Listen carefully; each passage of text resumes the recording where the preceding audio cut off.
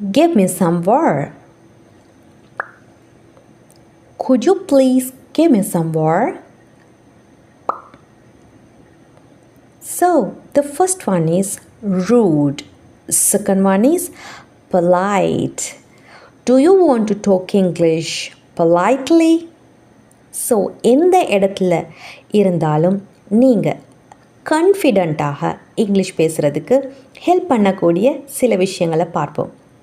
So பொலைட்டாக எப்படி பேசுவது? Let's see.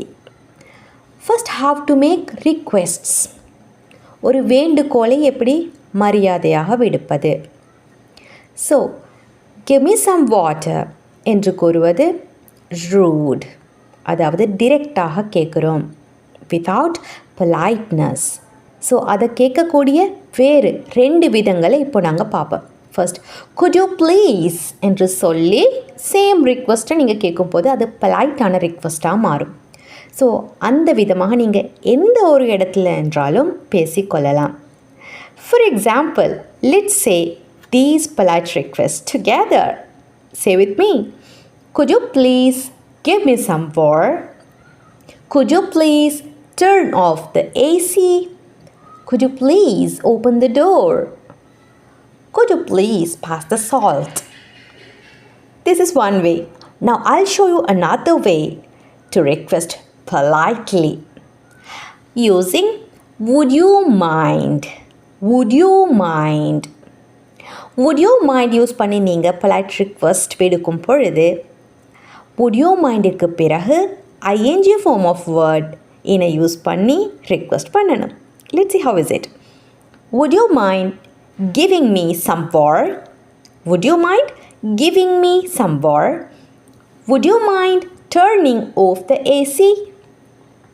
Would you mind opening the door? Would you mind passing the salt? Got it?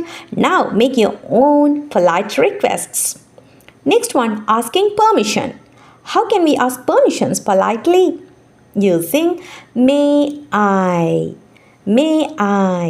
அதுக்கு பிறகு நீங்கள் V1 ஃபார்மில் பெர்மிஷனை கேட்கலாம். எப்படி? See these examples and say them with me. May I come in? May I come in? May I leave the meeting? May I leave the meeting? May I go out for a while? May I answer the call? So இதோட meaning என்ன? மே I come in, நான் உள்ளே வரலாமா, அதுக்கான permission கிடைக்குமா என்று பொலைட்டாக கேட்கும் விதம்.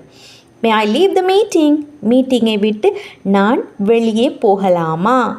மே I go out for a while, நான் கொஞ்சம் வெளியே போகலாமா.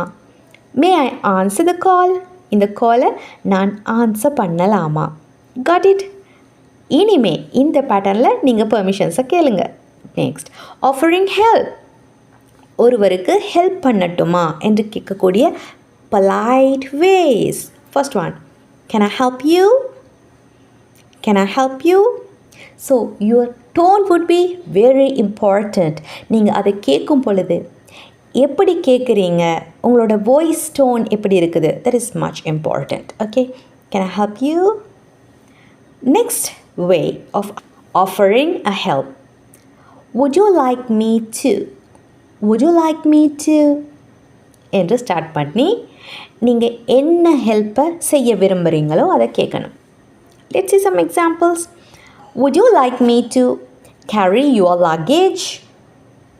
Would you like me to carry your luggage? Would you like me to offer any help? Would you like me to offer any help? Would you like me to open the door? So நான் உங்களுக்காக இதை செய்யட்டுமா, அதை நீங்கள் விரும்புகிறீங்களா?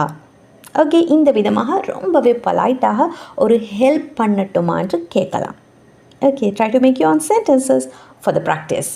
And don't forget to comment your own sentences in the comment section. Next, இன்னொரு வே சொல்லிக் கொடுக்குறேன். That is using shall I. Shall I? நான் செய்யட்டுமா என்று எந்த விஷயத்தை கேட்குறீங்களோ அதை V1 ஃபார்மில் நீங்கள் நெக்ஸ்ட் சேர்த்து கொள்ளணும். Shall I carry your luggage? Shall I offer any help? Shall I open the door? Got it? Very, very simple. You can use them in your daily conversations. Next, how to apologize in English politely. நீங்கள் எப்படி மன்னிப்பு கேட்பது? Apologizing. Okay.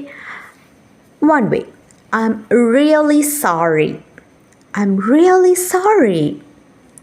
Your voice tone is very, very important.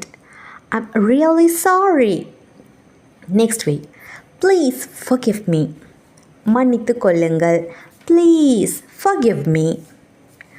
Next. I didn't mean to do so. So அப்படி பண்ண நான் நினைக்கல. நான் அந்த மாதிரியாக கருதி சொல்லலை. Understood? I didn't mean to say. இவ்வாறாக நீங்கள் apologize பண்ணலாம். Last but not least, no என்று நீங்கள் எப்படி பொலைட்டாக சொல்வது? ஸோ ஒருவர் ஏதாவது விடயம் ஒன்று உங்களிடம் கேட்டால் அல்லது ஏதாவது ஒன்று ஆஃபர் பண்ணினால் நீங்கள் அதுக்கு நோ சொல்வது எப்படி பொலைட்டாக? Let's see that. I'm afraid I can't. Okay, I'm afraid I can't. இந்த மாதிரி நீங்கள் சொல்லலாம். நெக்ஸ்ட், ஒருத்தர் உங்களுக்கு ஏதாவது ஒன்று ஆஃபர் பண்ணினா நாங்கள் வீக்கெண்டில் ஒரு டூர் போகலாமா? Shall we go for a tour in the weekend? Shall we go for a picnic in the weekend? Shall we go for a hike in the weekend? இவ்வாறாக கேட்டால் நீங்கள் முடியாது என்று எப்படி சொல்கிறது? Maybe next time. Okay, maybe next time. So அடுத்த வாட்டி பார்க்கலாம். அல்லது I would love to, but I have an important meeting next weekend. So நான் ரொம்பவே ஆசைப்படுறேன், ஆனாலும் எனக்கு ஒரு இம்பார்ட்டண்ட் மீட்டிங் இருக்குது. I would love to, but I have an important work in the weekend. I would love to, but I need to meet the doctor in the weekend. Have you got it? So இந்த மாதிரியாகத்தான் நீங்கள் ஒரு விஷயத்துக்கு no சொல்லணும். Okay, you have to say politely no in English. So இங்கிலீஷை எப்படி பொலைட்டாக பேசுவது என்ற விதங்களை தான் இன்றைக்கு நாங்கள் பார்த்தோம். ஸோ இவற்றை நீங்கள் மைண்டில் வச்சு ப்ராக்டிஸ் பண்ணினீங்கன்னு சொன்னால் கண்டிப்பாக ரொம்பவே கான்ஃபிடெண்ட்டாக நீங்கள் எந்த இடத்துல வேணும்னாலும் பேசிக்கொள்ளலாம். So practice them well. Next, let's meet again with another important spoken English lesson. Until that, practice. Take care.